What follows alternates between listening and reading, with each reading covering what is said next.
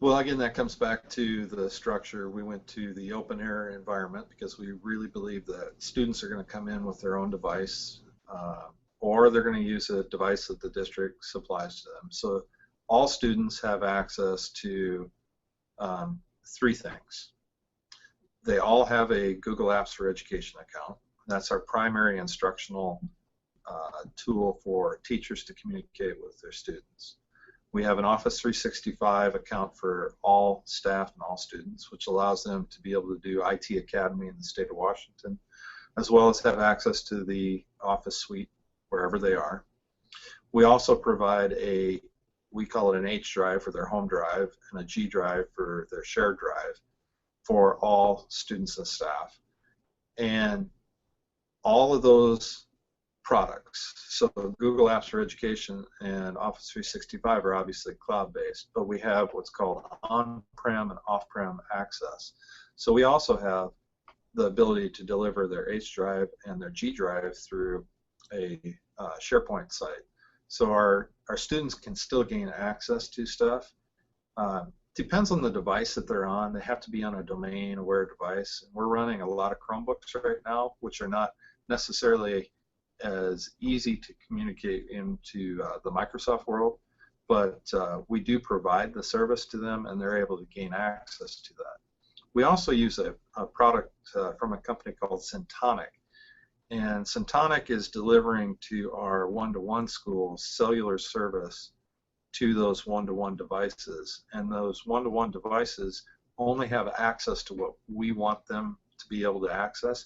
So we will provide them all the URLs for all the tools that we use, the blended tools, the Office 365, the Google Apps for Education, and we can contain the students within there, and they actually can't go outside of that to work in an unfiltered or unaccessible way. Our goal with the technology is to help. That's a hard one for us to gain the exact numbers. We've run a couple different surveys, and the parents are a little vague in the survey response, and we're going to be running another one here, plus I'm using Project Speak Up right now to gain additional information. But our parents have stated that 40% of them have, in the 40s, I'm not going to say 40%, but in the 40s have dedicated internet access at home. But that rises to in the 70s when they talk about internet access at home. To us, that comes back as they must be using cell phone plans, etc., for that additional service, or what they're doing is they're not necessarily responding to our question and telling us what service they do have.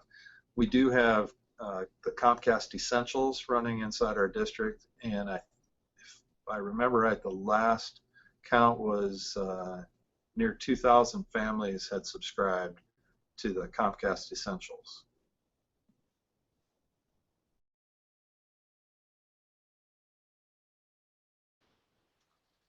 So the two schools that we're running the pilot with Syntonic, the Chromebooks actually have cellular service built into them. So when the students go home, they have full access wherever they go, as long as they're within that carrier's range. I'll put it that way. But our high school students that are in the one-to-one program, they are just using Wi-Fi at Starbucks. They're using Wi-Fi at home. They may be going to another school. All of our sites provide access outside of the buildings as well. So we'll often find students who will come and do their homework before or after school, do some searches, etc. Our public libraries are very close to a lot of our schools. In fact, we have a number of public libraries inside our boundaries, and we'll find a lot of our students who are in those spaces. But we have not gone into the kiosk mode yet.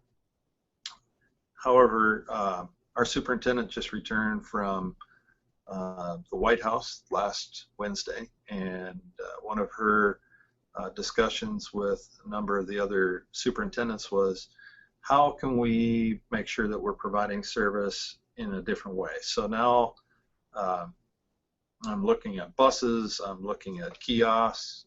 Neighboring school district does have kiosks in the shopping center areas where students will go to, but we find that our students, when they go to the shopping center areas, gravitate towards a Starbucks. So we're looking at ways where we can provide a entry point, but we are primarily a residential school district, not a corporate type of a environment. So we don't have a lot of businesses inside our environment. We're primarily residential.